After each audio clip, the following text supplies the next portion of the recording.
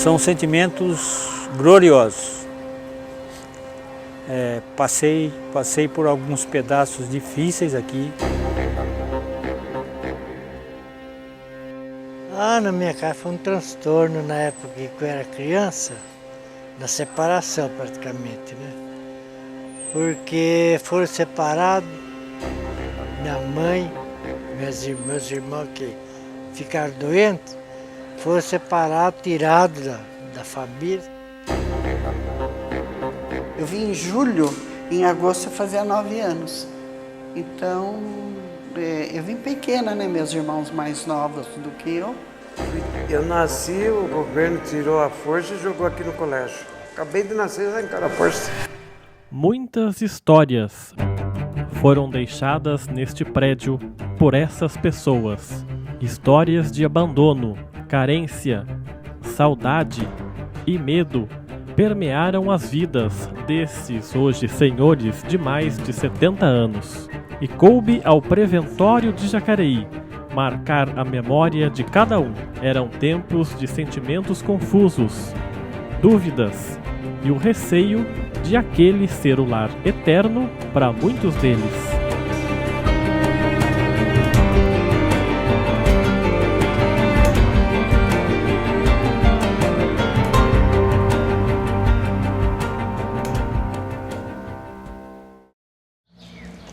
A história começa porque o Asilo Santa Terezinha não suportava mais acolher as crianças, porque a campanha foi tão forte que o número era absurdo de pais internos, né, encontrados com a doença, e as crianças tinham que ir para algum lugar. A família não aceitava cuidar das crianças pelo medo do contágio.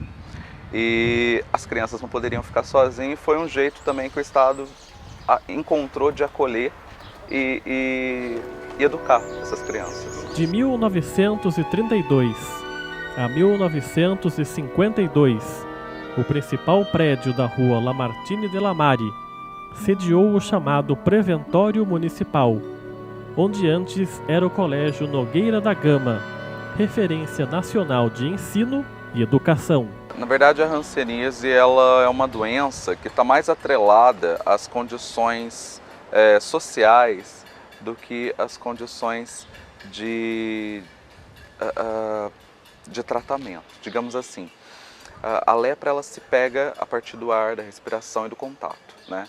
Quando ela aparece em forma de manchas esbranquiçadas ou avermelhadas e não se tem sensibilidade nesse lugar. O Preventório de Jacareí, ele era uma instituição que fazia parte de um tripé, né, de profilaxia da lepra. Na verdade, a partir da década de 1920, o estado de São Paulo ele passou por uma campanha muito forte contra a lepra, né? A lepra é uma doença que não só atinge o físico, mas também ela traz um medo, né? Um medo que as pessoas... O medo do contágio é muito grande. Então o Estado investiu pesado durante a década de 20 numa campanha contra a lepra. Só que essa campanha era uma campanha que não era para cuidar, digamos assim, do doente. Era uma campanha de eu preciso encontrar o doente e isolar, né? A segregação. Para cá eram trazidos os filhos dos portadores de hanseníase, a lepra. Os pais doentes eram levados a hospitais específicos em outras cidades ou até mesmo estados, e a separação dos filhos era obrigatória. A nossa chegada aqui, porque eu cheguei junto com 2 irmãos, foi um tanto quanto traumática. Nós fomos arrancados do seio familiar de uma hora para outra e fomos colocados num ambiente totalmente estranho. E éramos da roça, não estávamos acostumados com a civilização, não conhecia a luz elétrica, absolutamente nada. Então foi traumático. No meu tempo, eram os pequenos para cá, os maiores para cá e as mulheres lá em cima. Era tudo separado. Mas era tudo rígido? Rígido. E o almoço era separado, né? As meninas primeiro, depois era nós. Fazia a fila lá embaixo, tocava o sino, fazia a fila para entrar no refeitório. Eu lembro que eu senti muito os meus irmãos foram para o lado masculino e eu fiquei sozinha do lado feminino, né? Então eu senti essa separação, porque a gente era sempre unido, né? Meu pai trazia nós unidos, né? Então eu senti isso, de repente eu vi e falei, nossa, eu vou ter que ficar do lado das meninas. E eles do lado dos meninos. E chegou a ambulância, chegou praticamente a polícia, né? Chegou lá, tirou tudo, a família que era doente e levou embora.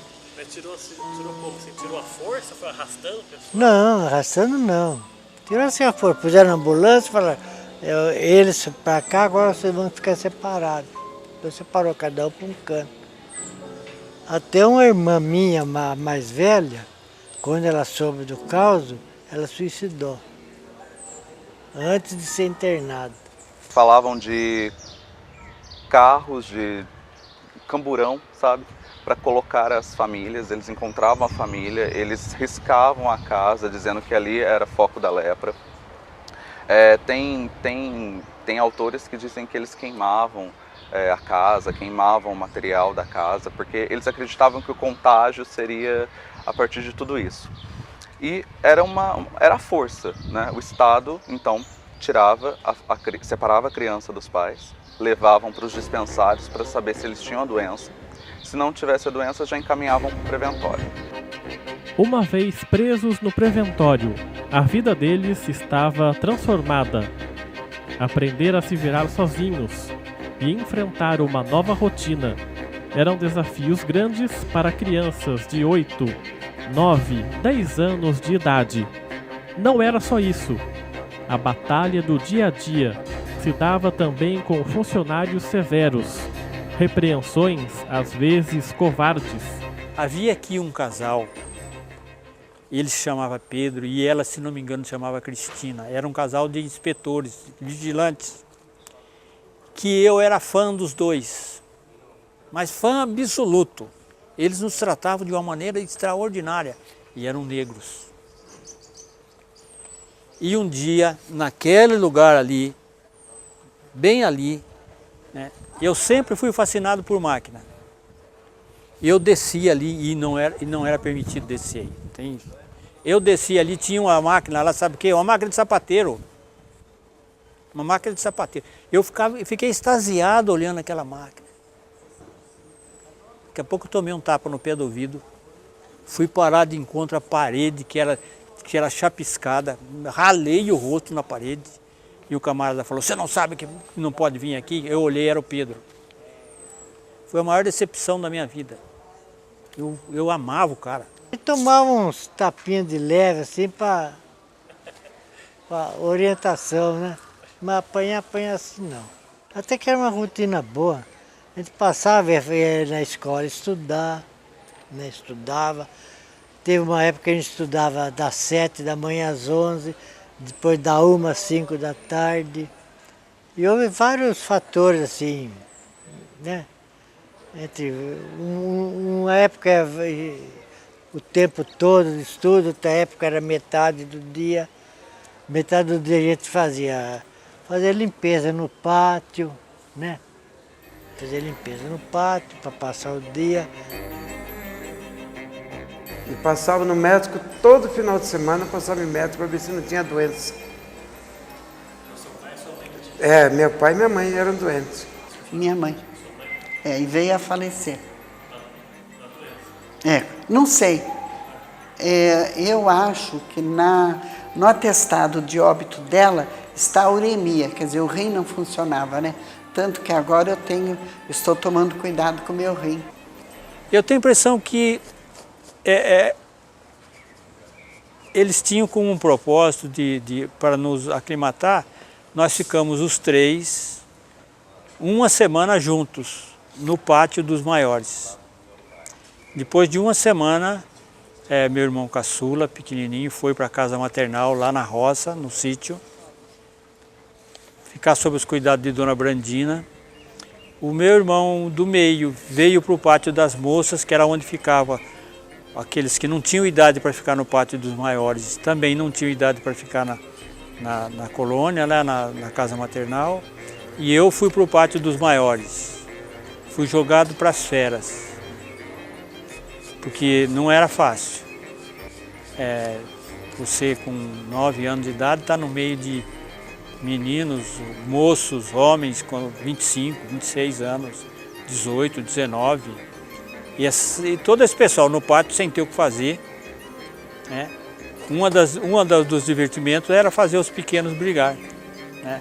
Então eu fui convocado a brigar muitas vezes, até que adquiri a manha o primeiro tapa que eu tomava, eu caía no chão e chorava, pronto, acabava a briga.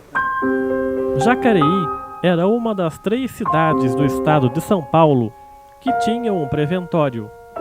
As outras eram a própria capital e Carapicuíba.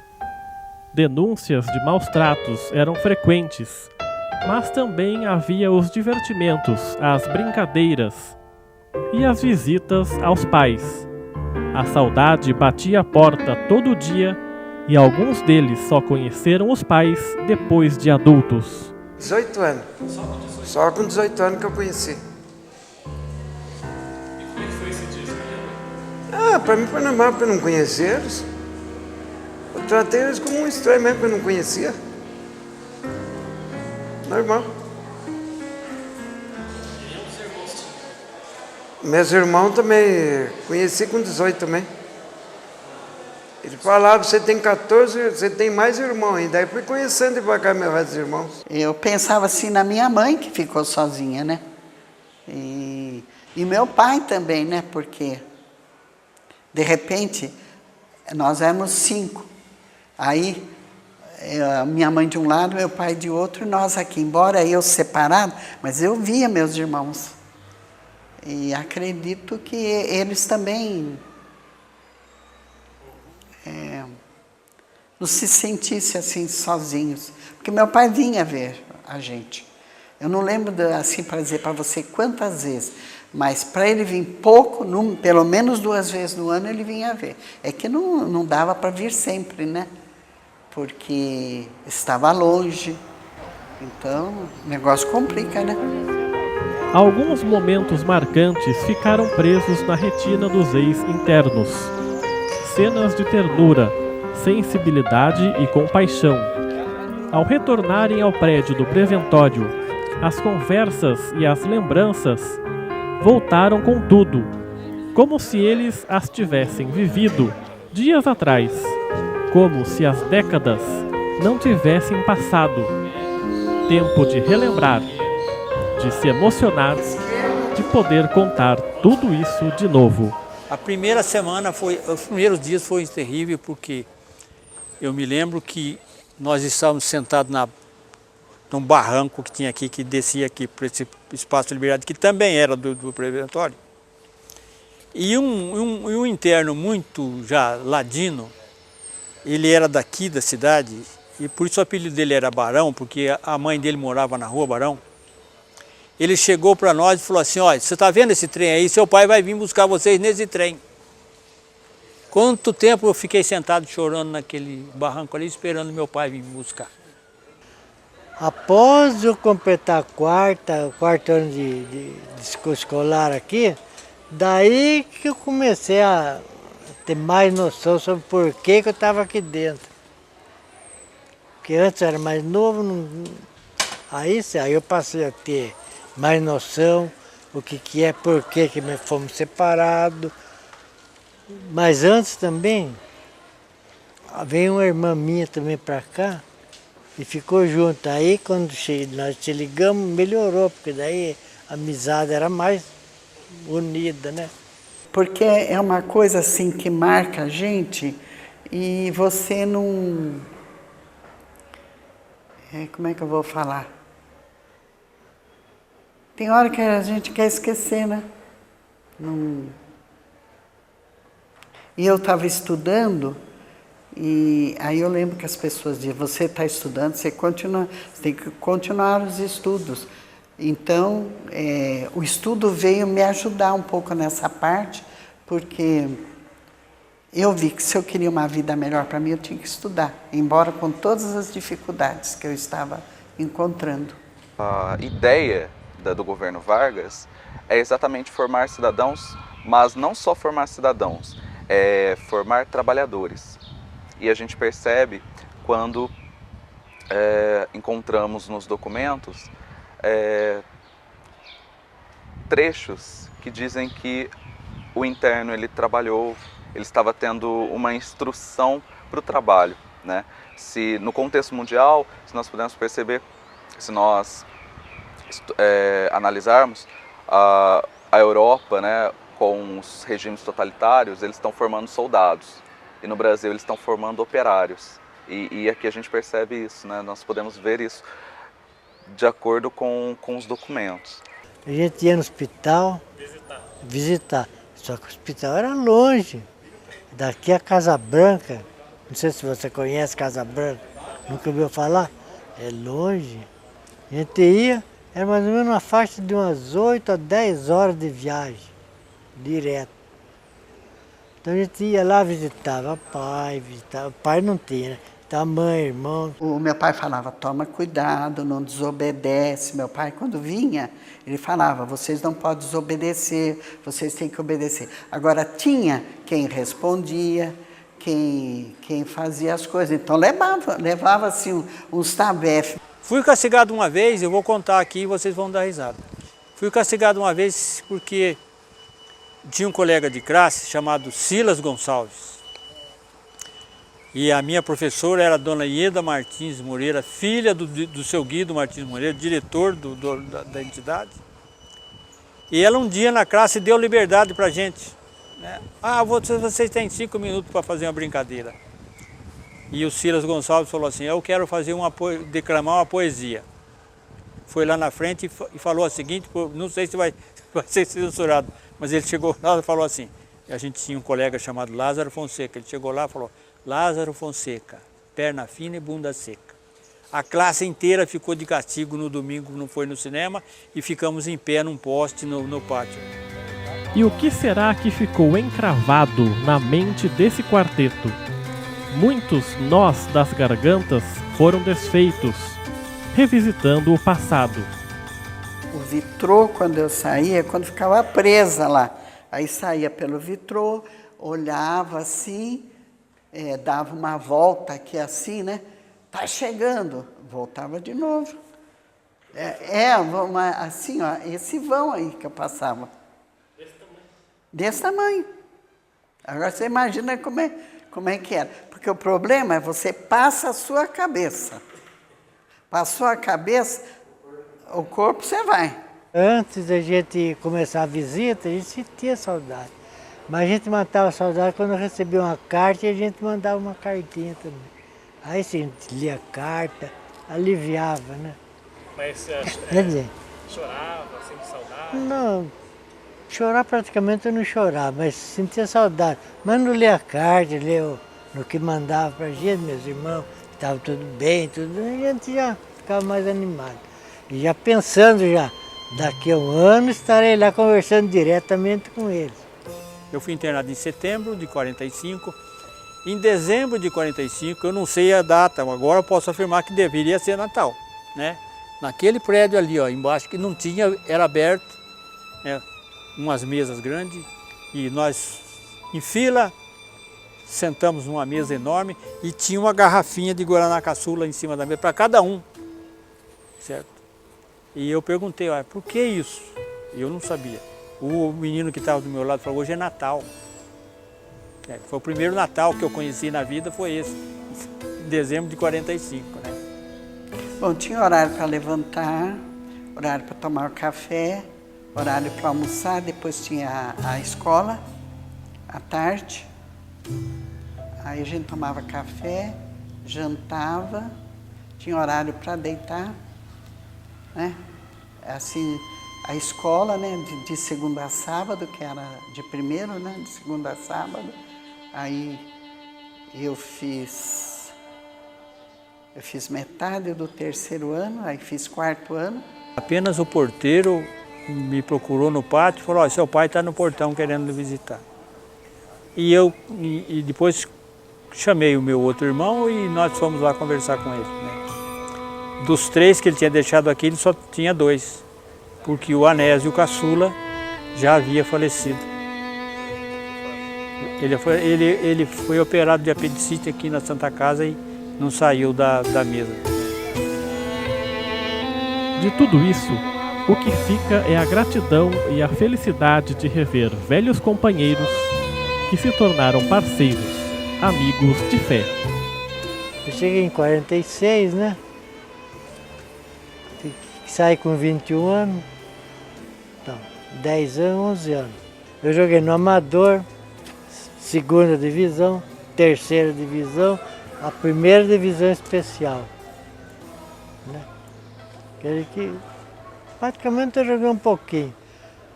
Apesar que alguns antigos, se vê essa reportagem, vai lembrar ainda de alguma coisa. Joguei muito, fiz vários gols, dei muita alegria na cidade na época. Eu só tenho lembranças agradáveis aqui, não tem tristeza não. Devo o que eu sou na vida hoje ao tratamento que eu tive aqui dentro. A melhor lembrança aqui foi quando nós fomos campeão juvenil de São Paulo, lá no 4º centenário. Com a banda. Com a bandinha. Eu já mostrei para o seu emblema, né? É isso aí. Não, eu venho aqui, é bem difícil eu vir aqui, eu venho mais para ver os funcionários que eu trabalhei junto, né? O Zezinho lá da serralheria. Eu trabalhei muito com ele, muito difícil eu vir aqui. Mas eu tenho saudade um pouco daqui, sim. Faz muito tempo que eu não venho para cá. Muito tempo mesmo. Mas que nem agora. Que nem eu estava falando, né? Da doença da minha cunhada. Meu irmão ficou doente da morte dele, da morte dela, né? Então eu fiquei meia reclusa. Eu não podia sair. Eu não sei se você teve alguém na cama. Não é fácil, né?